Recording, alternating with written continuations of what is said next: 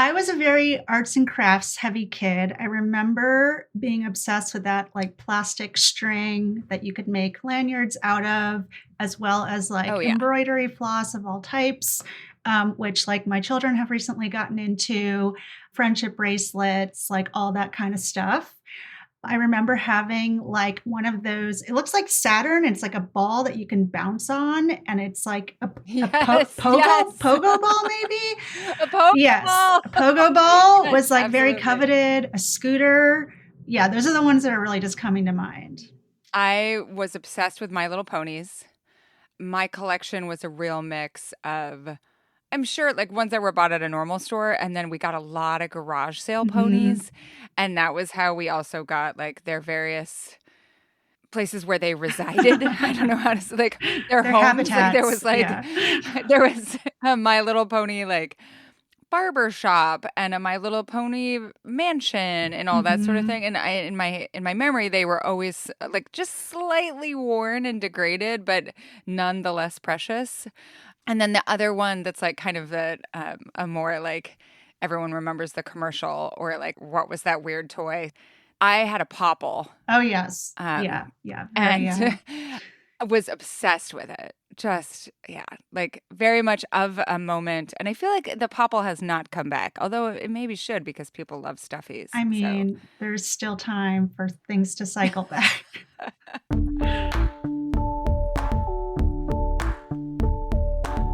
this is the Culture Study Podcast, and I'm Anne Helen Peterson. And I'm Youngna Park. I'm a writer. I cover children's toys. I write a Substack about parenting in the modern age, and I have a background in building digital products for children. I will say this more as we go along, but I love the Substack. I read it every week. I'm not a parent, and I love it. So, part of the reason I wanted to have you on the show is because you actually have like a really interesting background in thinking about toys, not just like, I could have a parent come on and be like, this is my opinion about Mm-hmm. toys, but you have thought a lot about how to create toys, how kids interact with toys. So, can you tell me a little bit about that? Yeah, so my background before like I've thought about physical toys is actually in building what were digital toys, so early apps for kids. And at the time, it was with a company called Tiny Bop, and we were thinking about how to use this iPad or iPhone, which is new, and create like a rich digital environment for kids to play.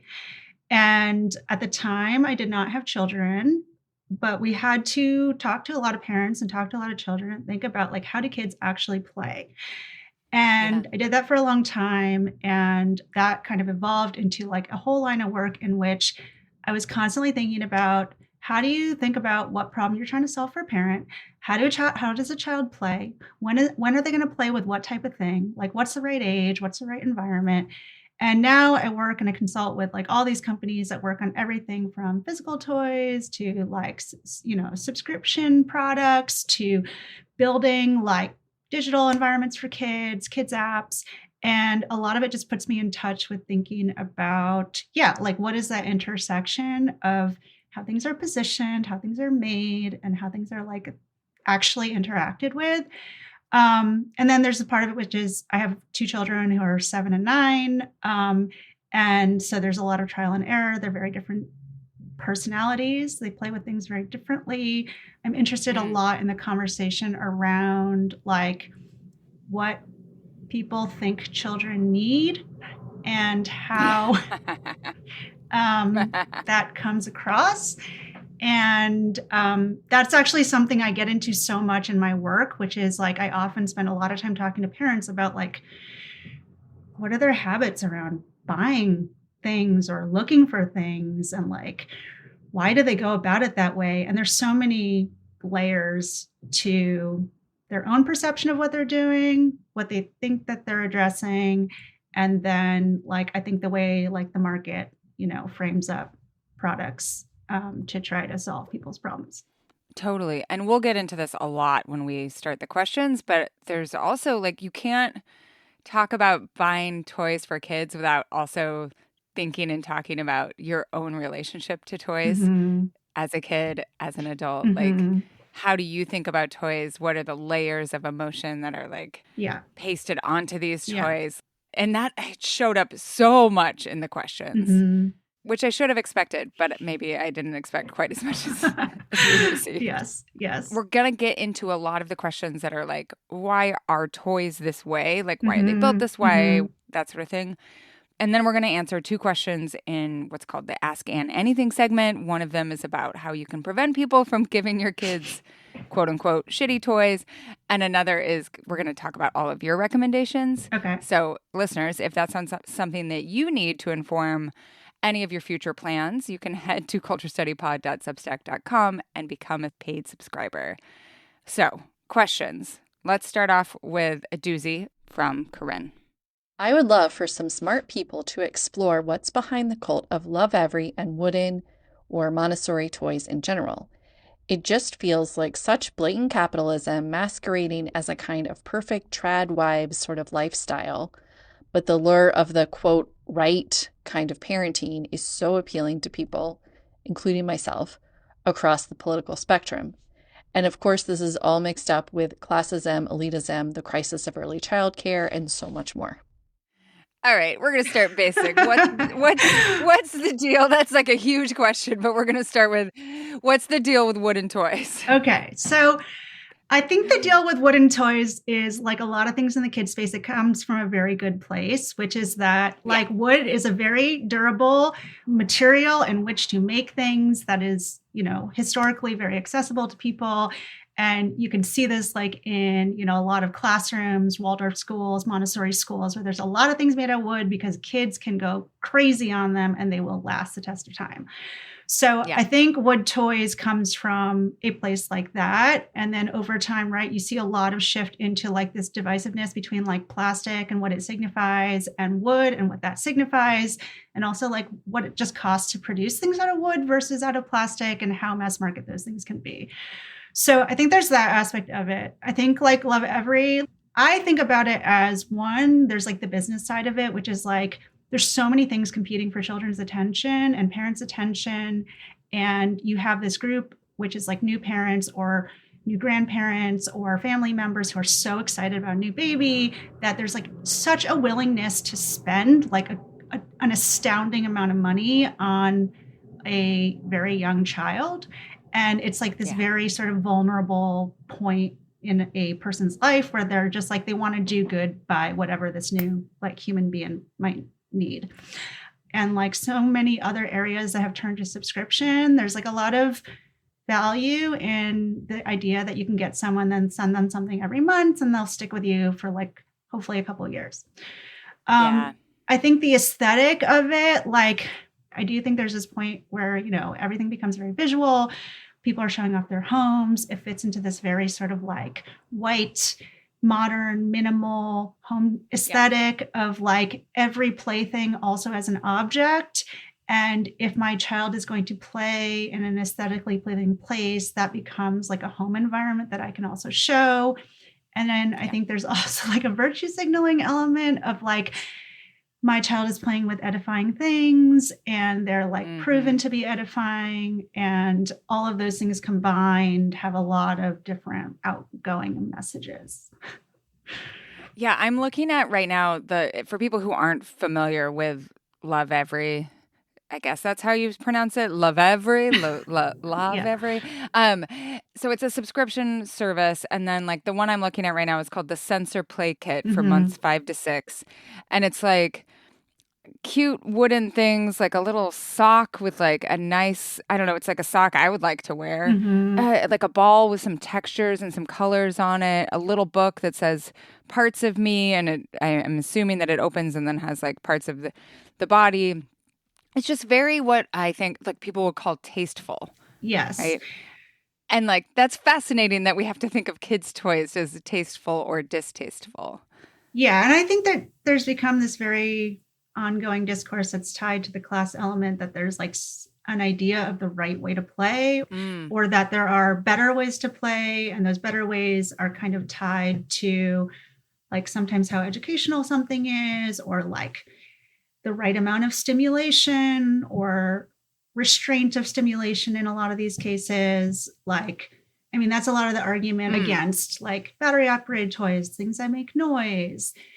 I mean, I do think there are like a lot of pros to like some of these, like a play kitchen to me is like a really amazing toy slash environment for a kid where like wood is great. It lasts a long time. It being well made can be very helpful. It's like expandable. You can always add more stuff to it.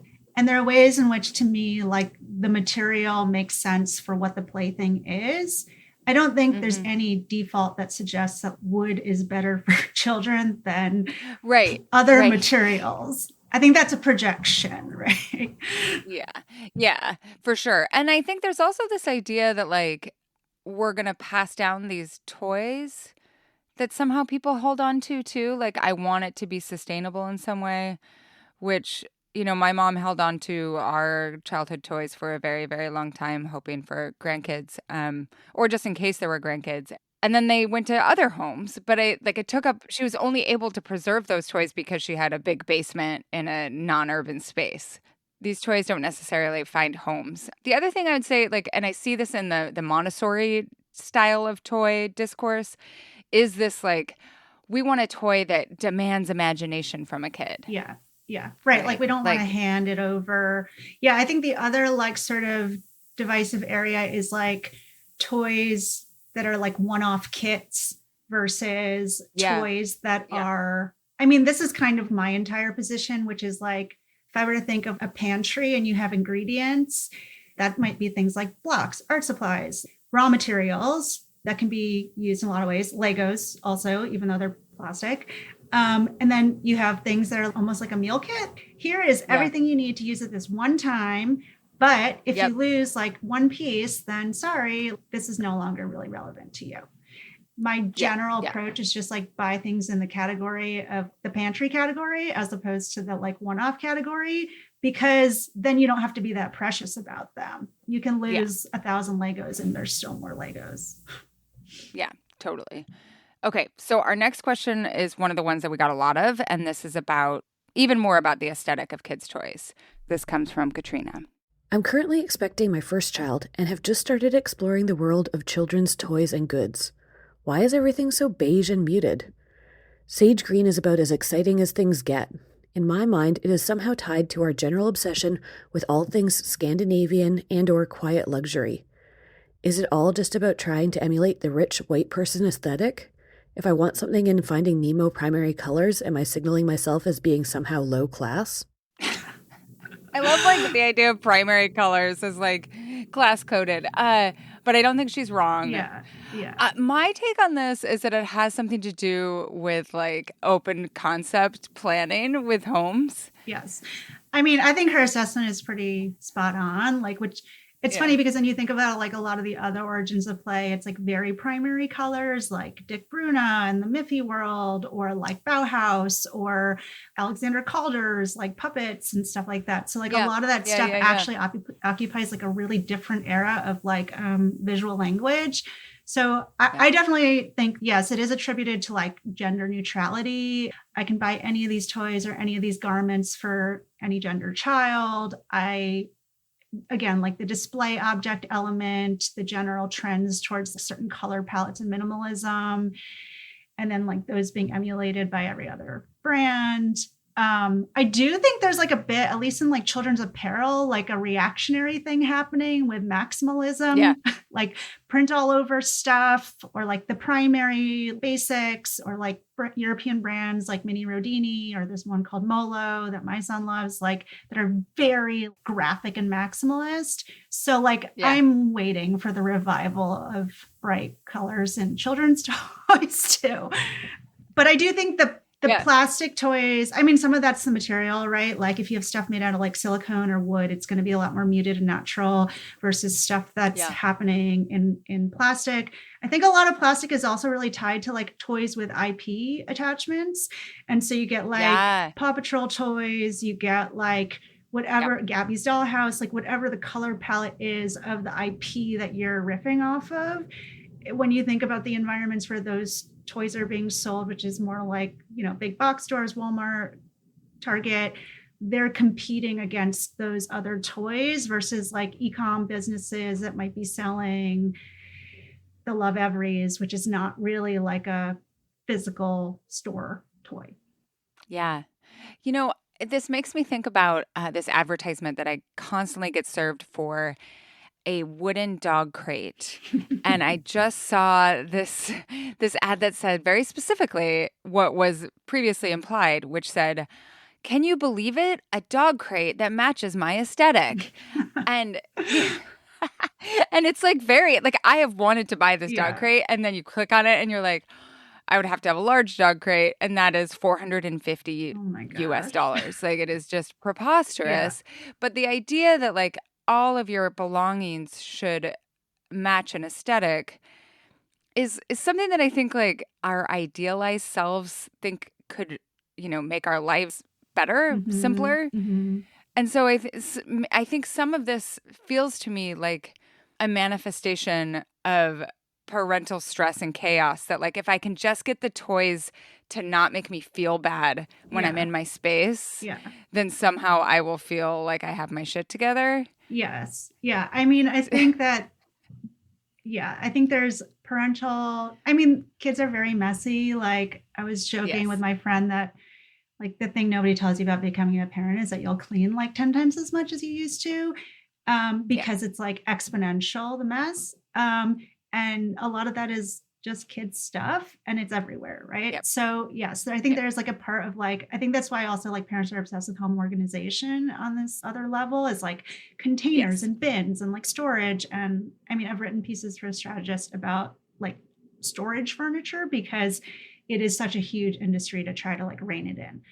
I think the like decor element, like, I don't know, I read this essay by the writer Haley Nauman, and she was talking about this like orientation towards having like complete or like fully designed rooms to unveil. And I think like having a nursery to unveil where everything is like coordinated and matching and you have like a nugget that's the right color.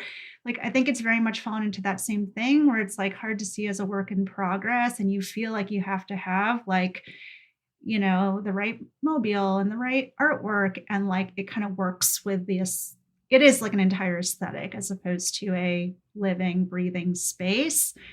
And then I think like the market has also like tapped into that, where they're obviously trying to make like these design objecty, presentable toys that also convince more parents that that would be something that's necessary or look nice, whether it gets played with or not. Yeah. And also a manifestation to some extent of like this ambivalence about how having kids can be transformational. And the desire that I see articulated a lot is like, I don't want to lose myself, right? I don't want to lose my space. I don't want to compromise all these parts of myself and my space that I have cultivated, which to me also seems like a symptom of middle-class families having kids a little bit later in life, right? So like when my mom had me at age 23, like she hadn't established a personal aesthetic for the kid to wreck. Whereas if you have your kid at 38, there is an aesthetic that is well established and an understanding of like what my space looks like that can be that it's thrown into chaos. Yeah. And like more disposable income, but also just like much more aware of other people's aesthetics or some like expectation of what, you know, kids' room looks like or toy room looks like, which, you know, it's a lot of pressure. Yes. Okay. This is a great segue. So this comes from Hannah, this question. As the mom of a 3-year-old, it seems like the big toys these days are actually expensive equipment for your playroom. The play couch, the pickler triangle, a sensory swing, $200 German stepping stones, Stapelstein. Is this a new trend? It seems like these are all marketed as helping your child's development, too. Okay, is this like interior swing set? Like, I'm only like I've seen this from afar in terms of like especially the obsession over the nugget couch, but otherwise I would love to just know more of what she's talking about. I do think there's a part of this that's oriented for non-urban people with space. We went to like a friend's house upstate and who lives there full time. And I realized they had like 6 nuggets because they have an entire playroom. 6? Oh yeah. It's like their entire basement was like one nugget thing after another and like a climbing wall. And I was like, this is amazing because you have like 4,000 square feet. So I think there's that. I don't actually know people in New York with swings in their houses. So like I wonder like who the demographic is exactly, but like definitely like an upper Yeah. middle class person. There's so much emphasis also on like sensory toys and like Yeah. I think a lot of this came up during COVID when people were inside, like what can you do to move and like just like exert your body in any way when you're in some confines of your house. And then a lot of this stuff around, like balance, like gross motor development. I think those are like very buzzy words in terms of just trying to emphasize in them, like in the marketing speak, a lot of the like developmental benefits of stuff.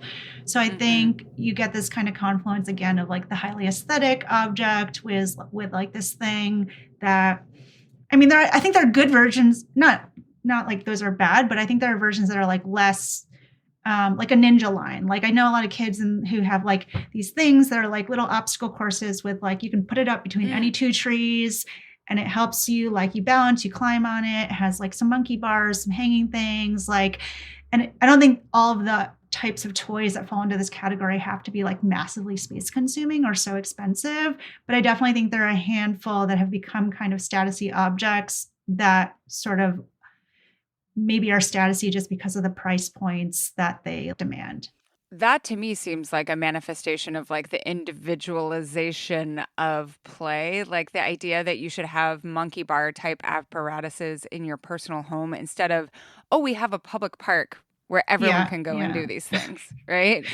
Yeah. And like, I mean, I have a whole strong feelings about playgrounds as well, and how risk averse. What are your strong feelings? I also have strong feelings. Tell me your strong feelings. Okay, so I think that a lot of American playgrounds come from this point of trying to just avoid like liability and risk, and they're very like formulaic and made out of a kit and made of materials that are like really regular and often like very harsh. So you have like paved grounds, you have metal, you have stuff that's really cold, like kids are not going to play on that in the winter. And you also just have like, there becomes like a fairly set and rote number of ways in which you can play on that equipment. Whereas like, all over Europe, and then I think places that have like less litigious environments, China, in terms of just like riskier playground design, right? You have stuff that my brother-in-law lives in Germany. So we've been to a lot of playgrounds in Berlin, right? You guys get stuff that's again, like made out of materials that have less regularity. They are wood, but like, I think comes from just an abundant material. They are inviting kids to like challenge themselves in physical ways that are like less predictable.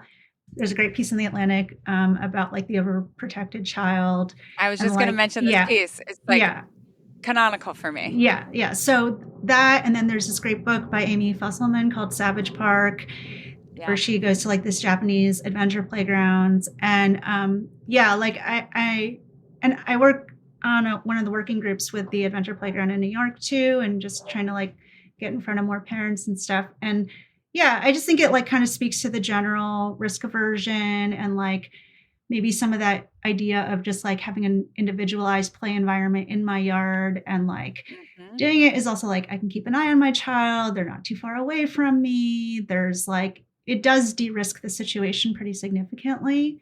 And I don't know that people are like consciously doing that. I think it's very like it's shifted in that direction very generationally and become just like very normal to operate like that.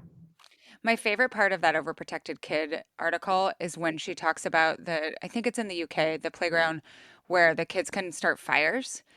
And like the way she has to couch this, the fact that these kids can do that, like the way that the author has to couch this so that American audiences won't immediately go like, oh my God, right? And instead explain about how like small risks like this are actually incredibly and developmentally beneficial. Yeah. Well, and so I find it just that? So deeply ironic that like the thing that people seem desperate for is like to build grit and build independence. And there's so much de-risking all the time, like in the name of potential like safety issues. So I think it's kind of like operating at a couple different levels, but I do think it's a bit of a contradictory tendency. Yeah, especially when like the biggest risk is actually probably kids' organized sports in terms of like long-term damage. Oh yeah. I know. I love this segue, but we have to go to our next question. So this is about the look and feel of toys, and it comes from Diana. This is not a question so much as a sad, sad comment about the state of toys being absolute garbage, similar to the episode you did on why clothes are now garbage. My mom kept my brother's toys from 30 years ago. He's now 34. My 2 young children love to play with them. The difference in the quality of the Transformers, the cars, the Hot Wheels, the Ninja Turtles, planes, etc. It's astounding. The toys we buy now for them are plastic garbage that fall apart immediately.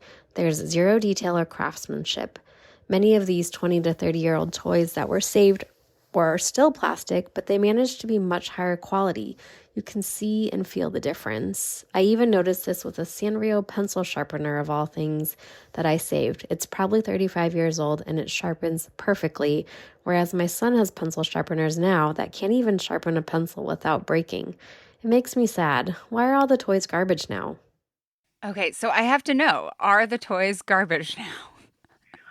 I do think there's differences in quality, like everything, right? Like, how is it being manufactured? I mean, like one of the trends that drives me absolutely bananas is like goodie bags at school full of disposable trinkets that come home with my children. And it's all like, yeah, there's no craft. It's just like as much as you could buy for the least amount of money. So like fidgets and slap bracelets. I do believe like people are out there making still beautiful toys. Like I do think like Hape toys are great quality, and like I do think they come with a price point in some cases, whether they're of the quality of like a Tonka truck from 1985. Like I can't really say. I would guess it's just like the direction that manufacturing has gone, and people knowing that largely like things are very disposable. Mm-hmm. Again, like we live in New York, so we're not really hanging on to that many toys. Like I love getting rid of stuff as soon as my children are done playing with it. But I will say like some of the things I was mentioning being like kind of like, I don't know, magnet tiles last forever. Like they're basically unbreakable. Legos last forever. I think there are certain things where like if you get these sort of like component parts and they are quite durable and they're made out of pretty good materials. There's these things called Clixo. They're like magnetic sort of shapy parts that you can make like crowns and cars and all this stuff with, like that are made out of kind of like a flexible plastic. Like again, it's not like material specific. I just think like things that can stand up to like heavy use play, very multifaceted play. Mm-hmm. They're not going to like get wet and get destroyed. Like I think about that as like kind of the new form of durability, and less like one doll that's going to last forever, car that's going to last forever. One test that I always think about when I'm giving toys is I think about the church nursery where I used to spend a lot of time watching kids. What were the toys that lasted like from when I was a kid in that nursery until when I was watching kids in that nursery? Yeah. And it's like, the phone that's also a car and that goes like beep beep, like it's like a Fisher. I'm glad that you picked up. I'm sure that most listeners to this podcast will also know what I'm talking about, but we will put a picture in the show notes. But like that lasted for 20 years. One single one of that, right? And maybe if you bought a brand new one today, it wouldn't, but you could also find that toy on eBay. Mm-hmm. And it's not weird to like buy that on eBay. Yeah. The other thing that I'm thinking about is people want to get cool gifts for their kids or for someone else's kids. And then you look it up and then you're like, oh, well, is that a normal price? I'm like, oh, $30 for a microscope? Okay, I'll buy that. And then I'm like, oh, that's a piece of shit. Like, why am I surprised? The same way that I shouldn't be surprised when I buy a $40 cashmere sweater, right? Yeah. But yeah.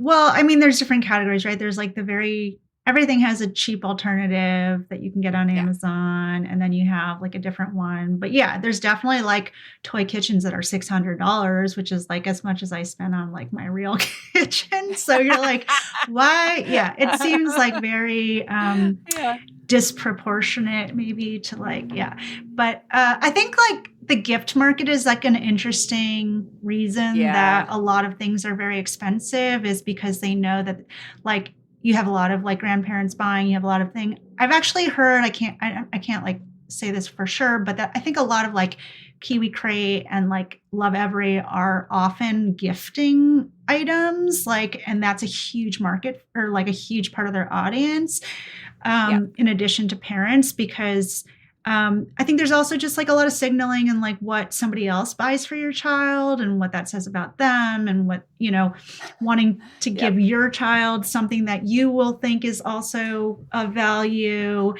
Like not giving more clutter to parents is a huge like theme of this generation of parents. And like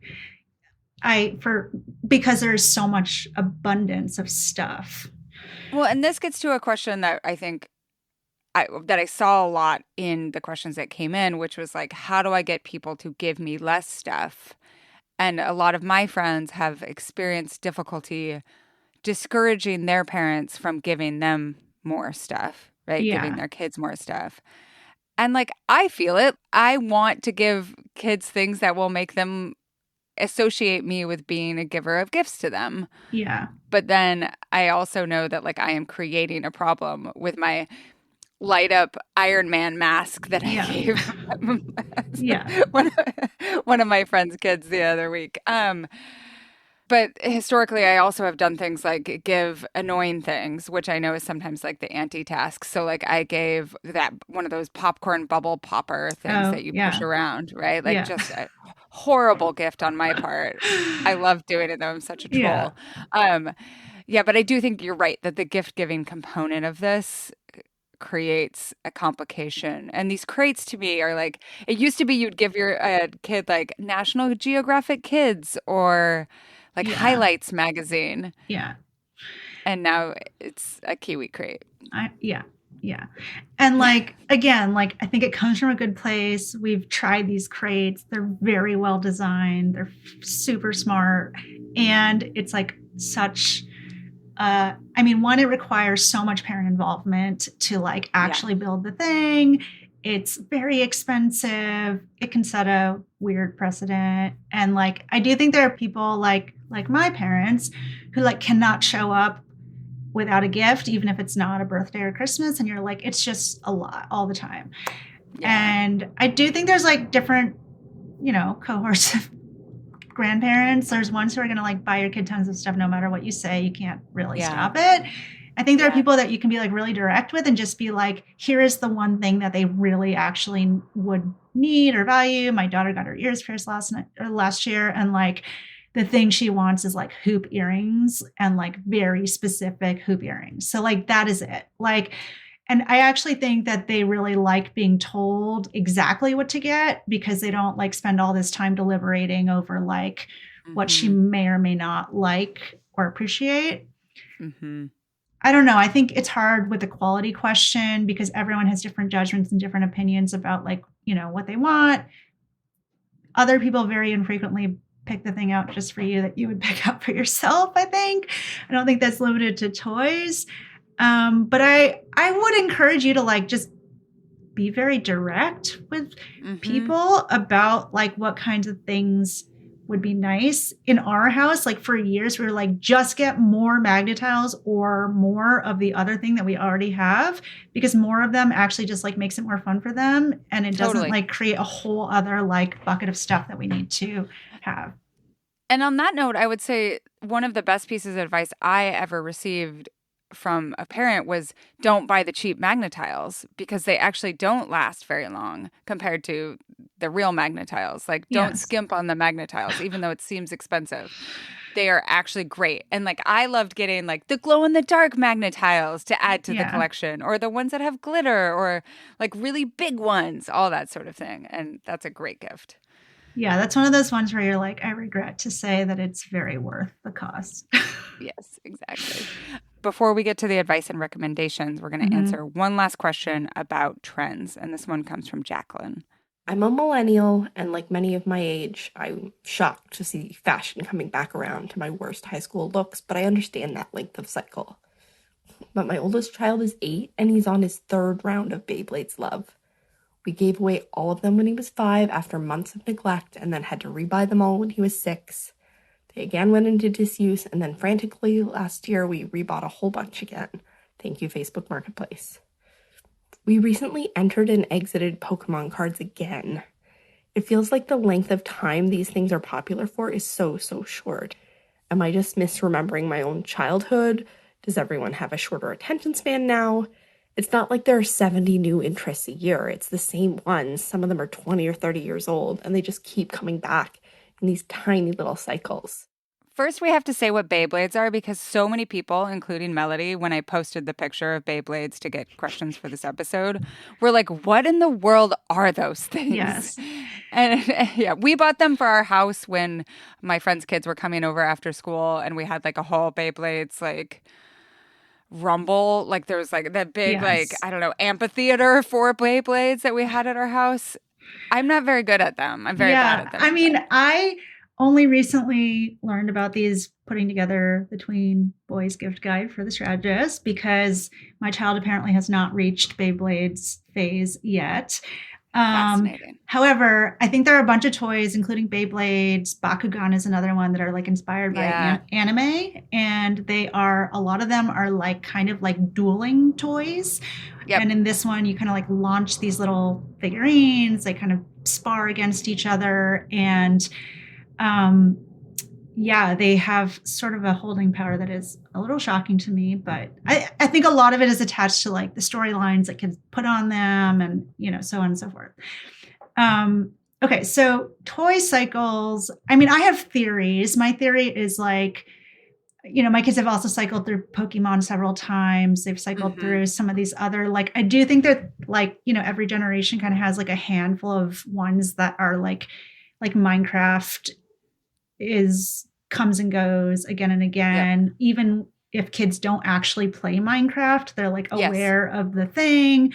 A lot of it has to do with like moving social groups, right? So like they will like, my kids went to camp. The kids at camp were just like really into Pokemon again. So even though Pokemon had been dormant, right, they're like back in the Pokemon thing. Yep. So there's a social element. And then I do think like, my hunch is that there's like a trickle down from social media that reaches like even smaller kids, and something like a song or something attached to like some kind of IP property will basically come down to the playground. And then all of a sudden, like everyone is back into a thing. So like there'll be a new Zelda game and then like everyone's back into something. And I see this like in language, like a lot of kids were like picking up slang from like Among Us, like sus and some of the other words that my child uses. And I think it's like this trickle down playground effect.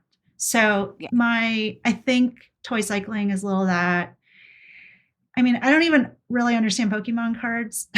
Like same. Like why are they interesting? How do you play it? Don't know. So much of it is about like categorization, at least for the kids that I know. They don't play each other, the ones that I know. No, they just I like don't to know collect them plays. and like talk about it. And a great pleasure of mine actually was that my partner, who's younger than me, he was a tween during the first surge of Pokemon. Yeah. So he had some of like these original, what are now considered very high value cards. And so like these kids in our lives are always like, Big Charlie, I can't believe you got rid of that Charizard or whatever it is. Like, and they love looking it up on like, the worth things and being like, you would have $23,000. And he's like hitting himself on the head. I've Googled many a Pokemon card. And so some of it is just like the pleasure centers of organization. And you get sick of that, right? Like you're like, I organized all the things, but then you remember I want to organize those things again. Yes. Or collect more of those things. And if anything, I think television for us as millennials and for Gen X as well, it was stabilizing in desire drivers because the commercials would stay so consistent and the shows would continue on Saturday morning. And then you'd see them on reruns on like USA or the Cartoon Network or whatever. So like Care Bears, like like He-Man, like all of these different, what we now think of as IP, like they were just incredibly consistent. And I think kept our desire for those things consistent in a way that like it's much more dynamic now. Yeah. I also think there's this thing where like, I was thinking about like when toys got released when I was a kid, where like there was like the year of Tickle Me Elmo and the year of like Cabbage Patch Dolls. And you have this like very coveted thing, but it's about access. It's not about like whether or not anyone else necessarily sees it. But if you're the person with access, then everyone wants to go play with it. Whereas like now it's very much like one, there's just like so many more choices. And then in that, like, it's very much like a game of taste and taste projection in the toys that you're accessing. I'm interested in like these toys like Pokemon that have like such like staying power, given that like it's cards, right? Like you're like, why, what is the play element? And then I think there are people on the other end of the spectrum, like trying to like innovate in toy making in, technological ways and other things. But it seems to kind of come back to wooden toys and cards at the end of the day, a lot of the time. Which is, maybe just because that's like how kids relate to each other. Yeah, totally. Well, and like no one's like, why is tag still popular? I know. Right? So basic. And kids like they have a time when they like are really into tag on the playground, and then like no one's playing tag for a while, and then they get into Foursquare or whatever. It rotates. Kids are fickle. But they also like to do things that they know that they're good at or that like will make them seem cool. Yeah. So I think that's part of it too. For sure. Thank you so much for coming to answer all of these complex questions. If people want to find more of you on the internet, what's the best way, do you think? My Substack, which is called Making It Work, is at youngna.substack.com. And my name.com is also, my work and other stuff that I do. I also have a Instagram side project called Kids Book Recs, where I recommend children's books, which is the other thing that occupies my brain. Amazing. Thank you again. This has been fantastic. Thank you so much. Thank you so much for listening to the Culture Study Podcast. Be sure to subscribe wherever you get your podcasts.